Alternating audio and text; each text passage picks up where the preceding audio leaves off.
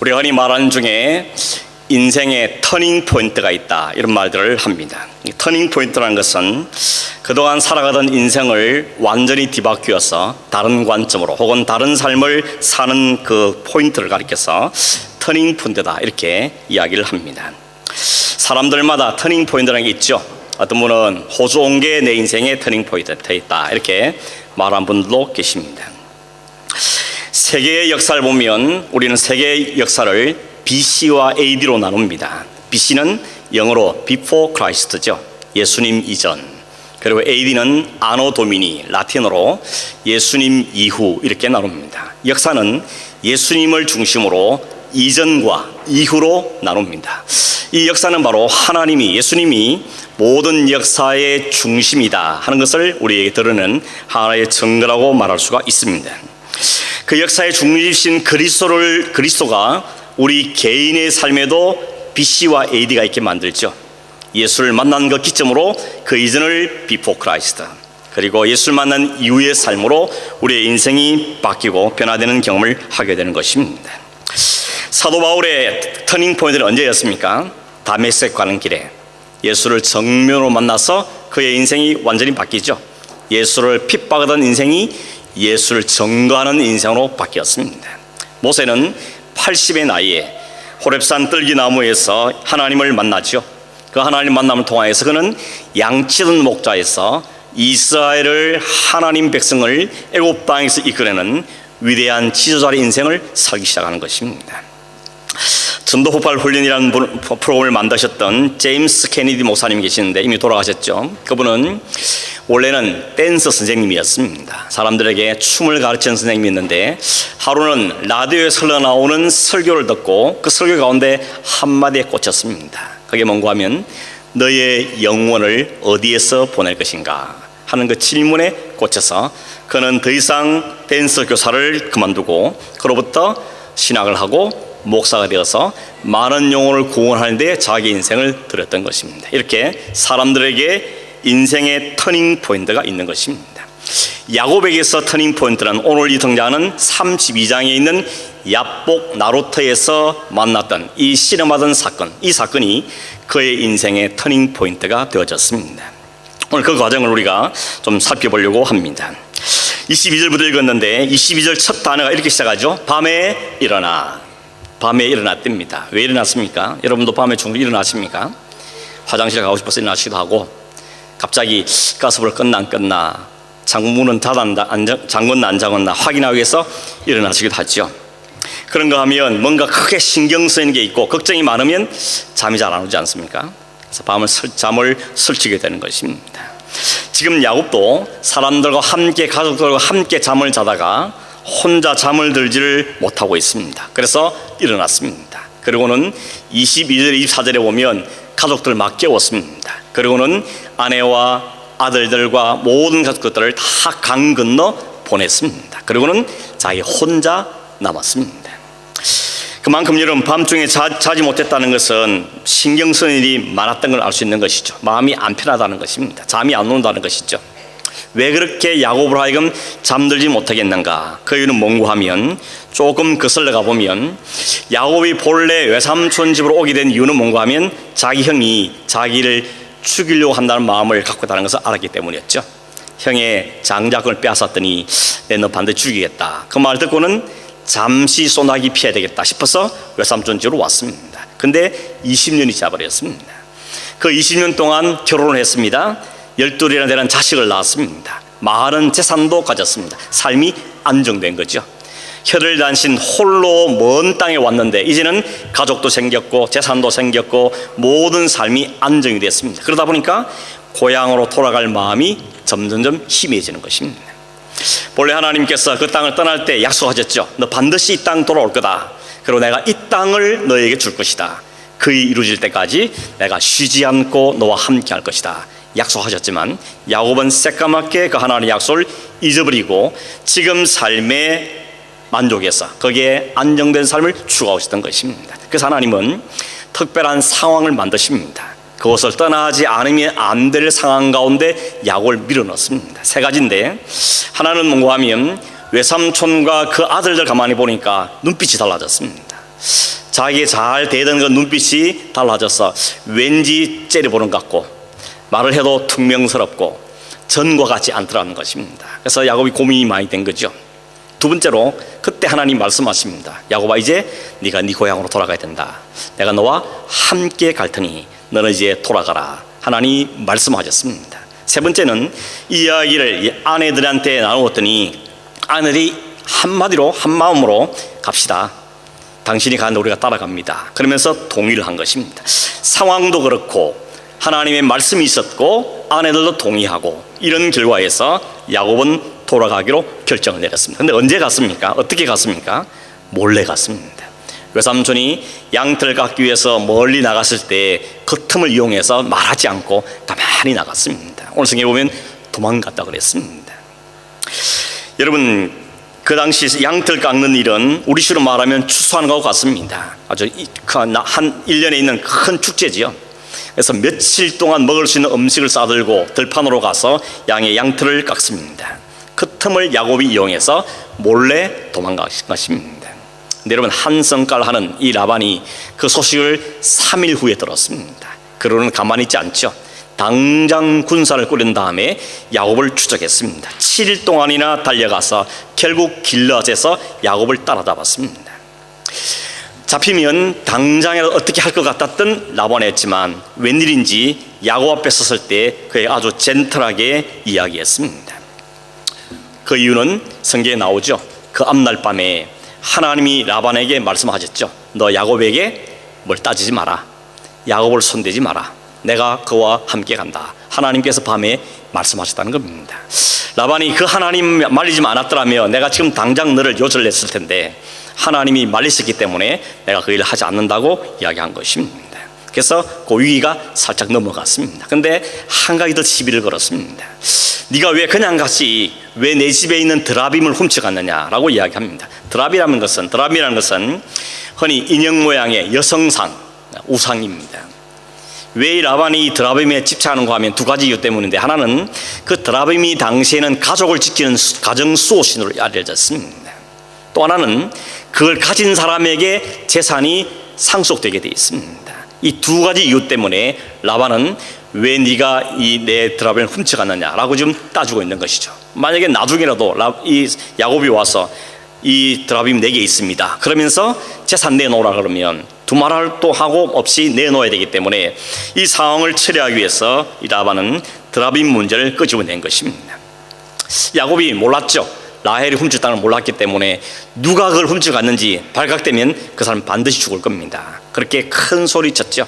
자칫 라헬이 죽을 수 있는 그런 위기를 만났지만 라헬이 낙타 안장 아래 그걸 숨겨놓고 내가 지금 여자로서 가진 생리 중에 있기 때문에 못 일어나니까 아버지 이해해 주십시오 라고 그 위를 넘어가게 되는 것입니다. 이거 보면 여러분, 야곱도 굉장히 잔꾀가 많은 사람이었는데 그 남편의 그 아내죠. 그 위기를 모면하는 것입니다. 결국 이렇게 라반은 결국 그 과정을 통해서 야곱을 축복하고 서로 침범하지 말자는 언약을 맺은 다음에 자기 집으로 돌아가게 된 것입니다. 외삼촌과 사이셨던 위기가 아주 잘 넘어가게 된 것입니다. 여러분, 야곱이 잘나서 아닙니다. 야곱이 선해서도 아닙니다. 하나님이 약속하셨거든요. 내가 너 가는 길에 함께 할 거다. 내가 너 반드시 이 땅으로 돌아오게 하겠다는 그 하나님의 약속 때문에 하나님은 이 일을 행하셨던 것을 볼 수 있습니다. 근데 우리말에 그런 말이 있죠. 산 넘어 산이라고.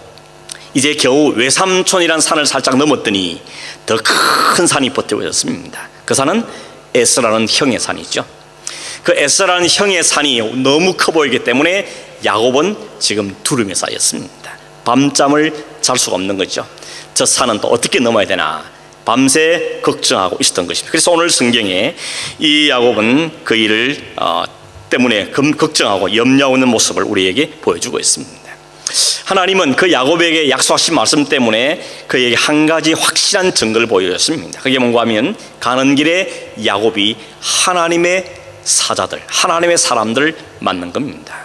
야곱은 여러분 그 보자마자 알았습니다. 아, 저 사람들은 하나님의 군대다 알아챈 것이죠. 하나님이 하나님의 약속을 지키기 위해서 우리 앞에서 우리를 이끌고 가신다 하는 그가 눈으로 직접 본 것입니다. 하나님 왜 그렇게 했겠습니까? 의심 많고 생각이 많고 계산이 많은 야곱에게 확실하게 보여주므로 하나님의 약속에 대해서 의심하지 말라고 보여주는 하나님의 확실한 보증이었던 것입니다. 여호수아 때도 그랬죠. 군대 장관이 여리고성 앞에서 칼을 들고 서 있었습니다. 여호수아가 깜짝 놀라서 당신 누구 편이냐 물었더니 나는 여호와의 군대 장군으로 너와 함께하기 위해서 있다라고 그를 안심시켜 주었습니다. 열왕기하 8장에도 5장에도 보면 6장에도 보면 엘리사 사는 그 성을 아람 군대가 딱 포위를 했습니다. 그 종이 아침에 보니까 뺑뺑 둘러싸고 있는 적군을 보고는 깜짝 놀랐죠.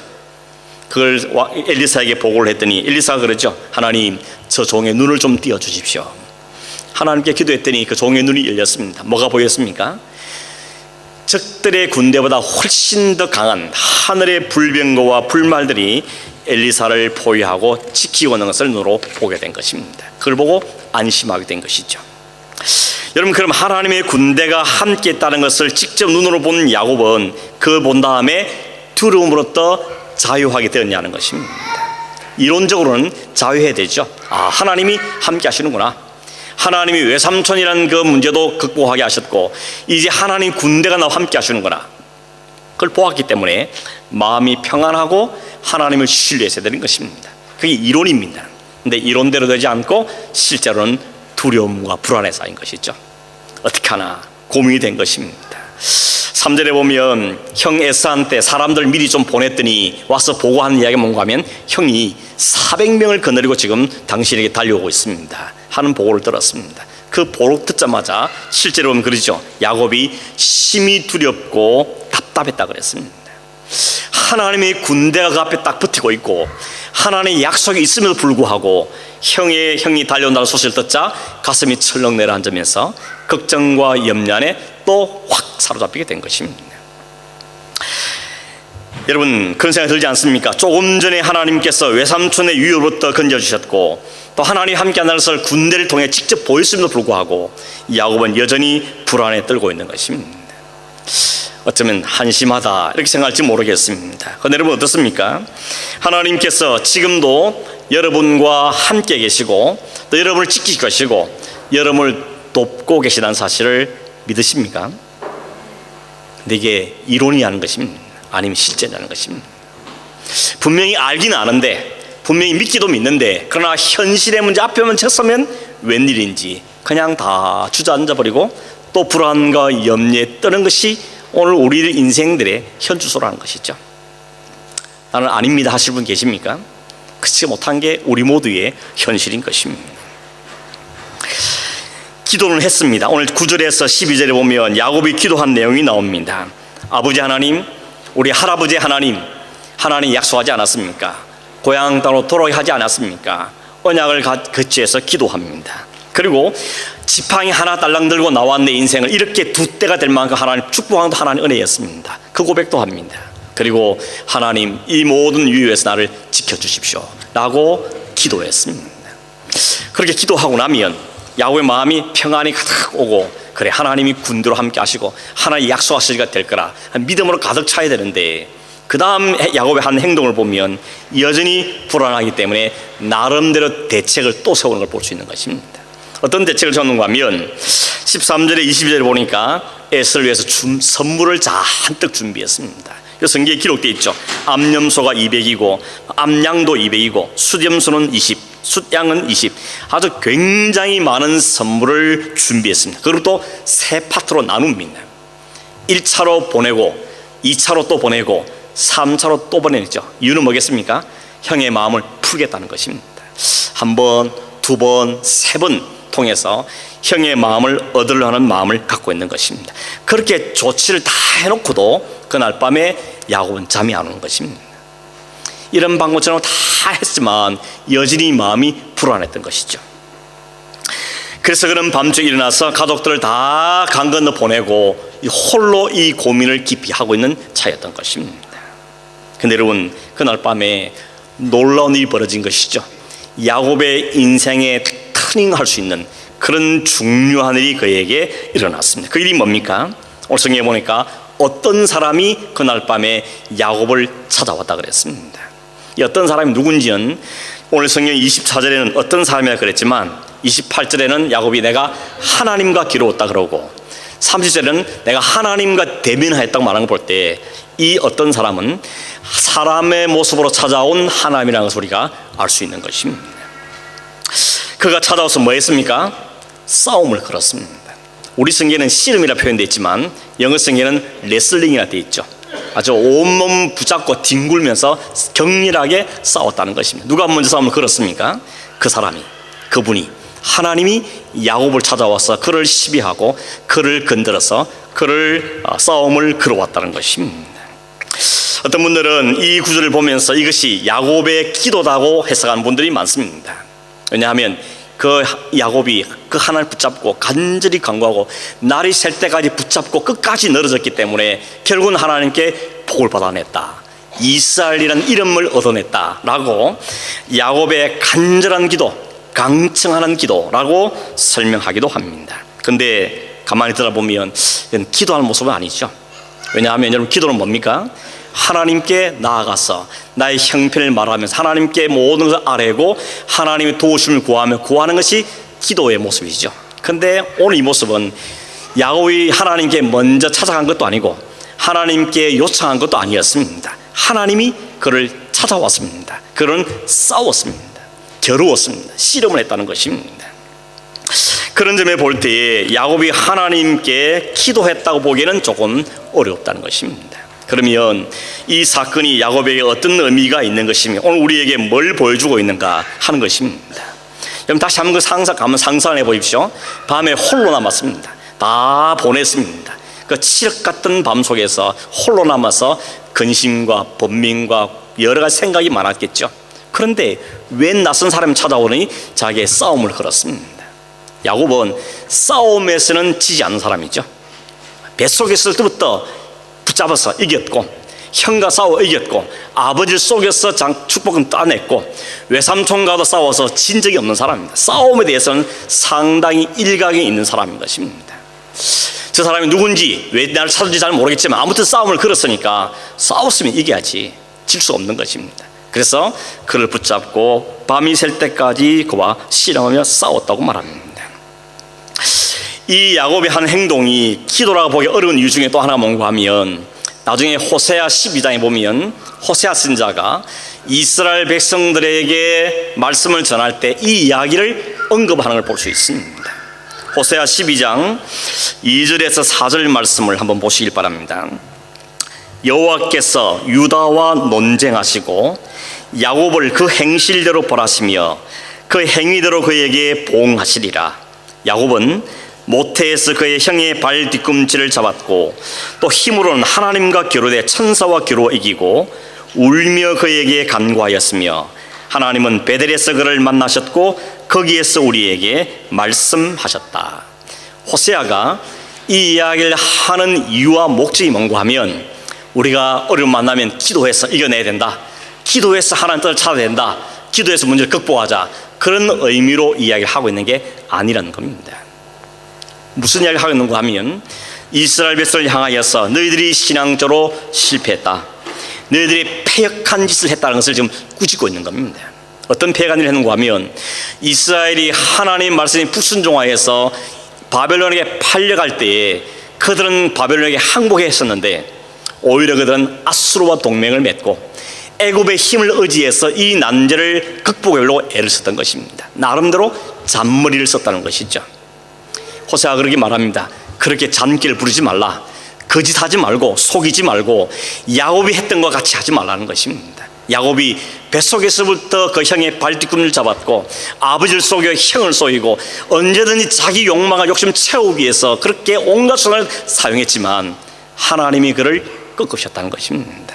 그러므로 야곱처럼 하지 말라는 이야기를 호세아가 하고 있는 걸 보면 우리 본문은 야곱이 기도라고 말하기는 어렵겠다는 것입니다.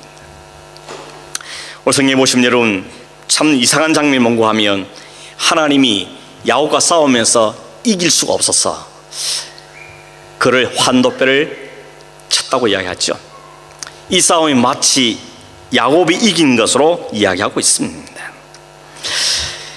근데 여러분 우리가 상식적으로 생각할 때 인간이 하나님을 이길 수 있습니까? 어떻게 인간이 하나님을 이길 수 있습니까?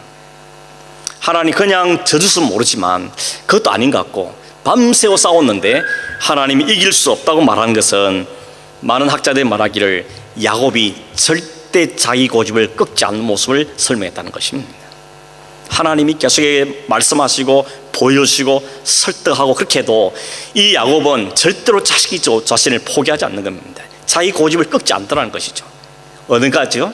하나님과도 맞짱 떠서 이기겠다는 것입니다. 내가 이 문제를 해결하기 위해서, 내가 복을 받기 위해서는 하나님과도 싸우겠다고 덤비는 것이 야곱의 모습이라는 것입니다. 그래서 호세아의 글을 보면 울며 간구했다 그랬죠. 하나님과 싸워서 이겼으면 기뻐해야 되는데 기뻐하는 것이 아니고 오히려 울었다 그럽니다. 왜 울었습니까? 처음에는 그가 어떤 사람이와 자기가 싸울 때 그가 하나님인 줄 몰랐던 겁니다. 누군지 모르겠지만 나에게 싸움을 거니까 일단 싸움은 이겨야 되니까 맞짱 떨리고 싸웠던 것입니다. 그런데 자기 허벅지 관절을 치며 당했을 때 쩔룩거리면서 끝까지 붙잡으면서 그는 알아가는 것입니다. 이가 하나님이시구나, 하나님이 나를 친 거구나, 그가 깨달아 안게 된 것입니다. 그런데도 야곱 뭐라 그럽니까? 내게 복 주십시오 라고 이야기합니다. 그 복은 무슨 복이겠습니까? 이 에서 형의 문제를 해결해 달라는 것이었습니다. 근데 하나님이 아주 난데없이 뭐라 그런가 하면 그럼 네 이름이 뭐냐라고 묻습니다. 이름을 몰라서 물을 리가 없죠. 하나님 이름을 물으신 이유는 의도가 있었던 것입니다. 내 이름이 뭐냐? 야곱입니다. 야곱은 무슨 뜻입니까? 발꿈치를 잡았다, 혹은 다른 말은 속이는 자 하는 뜻을 가지고 있죠. 네가 이름이 뭐냐 묻는다는 것은 네가 어떤 인생을 살아왔냐는 것입니다. 너의 인생이 도대체 어떤 인생이냐, 어떤 인생을 살아왔느냐는 것을 하나님이 물으신 겁니다. 그때 그는 꺾여진 야곱이 하나님께 고백하기를, 예, 저는 야곱입니다. 나는 남의 발 뒤꿈치 붙잡고 살아왔던 사람이고 남을 속여서라도 내 욕심을 채우려고 살았던 인생이었습니다. 내 인생은 야곱의 인생이었습니다. 스스로 내 인생을 책임지려고 발버둥치며 살아왔던 사람입니다 라고 자신의 실체를 드디어 고백하게 된 것입니다. 나는 야곱입니다. 나는 속이는 자입니다. 비로소 야곱은 하나님의 그 질문 앞에서 자신의 실체를 정확하게 알고 고백하고 엎어지게 된 것이죠. 이게 은혜인 것입니다. 은혜가 왜 은혜입니까? 은혜는 도저히 주어질 수 없는 사람에게 주어진 게 은혜인 것이죠. 은혜는 어떤 사람에게 주어집니까? 은혜는 자신을 정확하게 알고 깨닫고 자신의 부족한 것, 죄인됨을 다 인정하며 하나님 앞에 엎드리는 자에게 하나는 은혜가 주어지는 것입니다. 그러기 전까지는 하나님을 치십니다. 꺾으시는 것입니다. 자기를 인정하게 만들죠. 그 앞에 엎드려지길 원하시는 겁니다. 그래서 하나님께서는 그를 그렇게 다루신 것이었습니다. 그 하나님께서 오늘 우리에게도 물으실 겁니다. 내 이름이 뭐냐? 어떻게 살고 있냐? 어떻게 살아왔냐? 내 인생 도대체 어떤 인생이냐? 물으실 때 여러분 뭐라고 대답하시겠습니까? 네가 네 인생을 스스로 책임질 수 있었느냐? 너의 인생은 누구 것이냐? 하나는 오늘 우리에게 묻고 계시는 것입니다. 그때 우리가 할 수 있는 고백밖에 없습니다. 예, 저는 야곱입니다. 야곱의 인생을 살아왔고 야곱의 인생을 살고 있는 자입니다 라고 말할 수밖에 없는 것이죠. 그랬더니 하나님이 이름을 바꾸시죠. 더 이상 너를 야곱이라 부르지 않고 이스라엘이라고 부르겠다고 말씀하십니다. 이유는 뭐라 그럽니까? 네가 하나님과 사람들과 겨루어 이겼기 때문이다 라고 말씀하십니다. 이 말씀은 굳이 늘 이해가 잘 안 됩니다. 왜냐하면 어떻게 하나님과 겨루어 이겼다고 이름을 이스라엘 줄 수 있느냐 하는 것이죠. 그래서 많은 책을 참고해 보면 두 가지 의미를 받을 수 있습니다. 하나는 뭔가 하면 야곱의 그 인간성이 그 이름 속에 담겨 있다는 것입니다. 무슨 말인가 하면 야곱은 하나님마저도 맞짱떠서 겨루어서 이기려고 덤비던 존재라는 것입니다. 자신의 복을 위해서는, 자신의 성공을 위해서는 사람들과 그동안 싸워서 이겼던 그 인생이 이제는 하나님과도 할 수 없는 싸워서 이겨보겠다고 덤비던 자라는 것입니다. 네가 그런 인생이었다는 것이죠. 그런 자가 네 인생이라는 것을 하나님이 보여주셨다는 것입니다. 여러분, 신약시대에 사람들이 예수님을 왜 죽였습니까? 그들이 예수님이 와서 자신들을 다 부정해버리니까, 자신들의 기득권이 다 무너지고 유대인이라는 그 자랑스러운 정체성이 다 박살나고 형식과 껍데기만 남았다고 저들의 종교성을 완전히 지적하시고 그 안에 있는 내면의 썩은 송장 같은 내면을 다 덜추내니까 자존심이 확 상한 겁니다. 또 지금 네가 누군데 우리를 이렇게 처절하게 무너뜨리냐 하고 예수를 십자가에 못 박아 죽여버렸던 것입니다. 인간이 이런 존재라는 것이죠. 인간은 얼마나 자아가 단단하고 강한지 자기의 자존심과 체면을 한번 건드리면 그게 누구든지 간에 설사 하나님이라도 용서하지 않겠다고 덤벼드는 것이 인간의 실체라는 것입니다. 네가 하나님과 겨루려고 덤볐던 자다 하는 것이 이스라엘이라는 이름 속에 담기는 첫 번째 의미라는 것입니다. 또 하나의 의미가 뭔고 하면 이스라엘이라는 말은 이스라 플러스 엘입니다. 엘은 하나님이죠. 이스라는 히브리어 말 그대로 뜻은 뭔가 하면 다스리는 혹은 싸워서 끈질기게 싸워서 이기는 이런 뜻을 갖고 있는 것입니다. 누가 누굴 이긴 겁니까? 하나님이 야곱을 이긴 것입니다. 네가 내 인생 책임지고 네 인생을 이끌어왔지만 이제 내가 너를 다스리겠다는 것이죠. 너는 내 다스릴 말이 있어야 될 존재다 하는 것을 그 이름 속에 새겨넣었다고 말씀하고 있는 것입니다. 야곱은 죽이시고 이제 하나님이 다스리는 존재로 살게 하겠다는 것이 이름 속에 담긴 의미라는 것입니다. 그래서 터닝 포인트인 것입니다. 그동안은 태어날 때부터 아니 어머니 뱃속부터 자기 인생은 자기가 책임져 보겠다고 발버둥치면서 몸부림치 살아왔던 야곱이었는데 그 야곱을 다 죽이셨던 것입니다. 여기 옛날 성에는 환도뼈라 되어 있고 오늘은 허벅지 관절인데 이것은 히브리인들에게는 인간 전체를 의미하는 단어라 그럽니다. 인간으로 그것을 꺾었다는 것은 야곱의 모든 힘을 야곱의 전 존재를 하나님이 죽이셨다는 것입니다. 그리고는 이제 너를 하나님이 다스리는 자로 하나님과 겨루었던 그 흔적을 가진 그 인간을 하나님이 다스림을 있는 자로 내가 너를 만들어 가겠다고 하나님이 그렇게 새롭게 인생을 바꾸셨다는 것입니다. 그래서 이런 이후로부터 야곱은 다리를 쩔뚝쩔뚝거리면서 삽니다. 야곱이 그전만 해도 두 떼를 막 나누고 세 떼를 나눈 다음에 한 떼를 치면 한 떼로 도망가고 다 보내서 나라도 살겠다고 생각했던 그 야곱이 이제는 다리가 쩔뚝거리니까 도망갈 수 없는 상황이 되었습니다. 이제 그 지팡이를 의지하고 하나님이 도우시면 여기서 그냥 죽겠습니다. 이런 인생으로 바뀌었다는 것입니다. 이게 야곱이 누린 복이라는 겁니다. 성경은 그걸 복이라고 그럽니다. 그런 이름은 성경이 말하는 복은 세상이 말하는 복과 얼마나 다릅니까? 그동안 야곱은 세상 사람이 다 추구하는 복을 추구하며 살아왔습니다.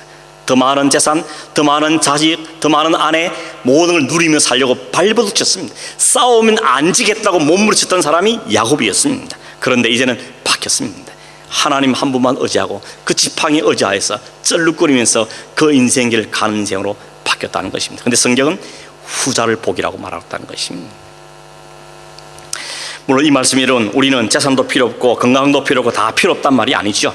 그보다 진정한 가치, 진정한 복이 뭔지 우리는 이해하며 살아야 한다는 것입니다. 결국 성도는 쩔뚝거리면서 가는 인생인 것입니다.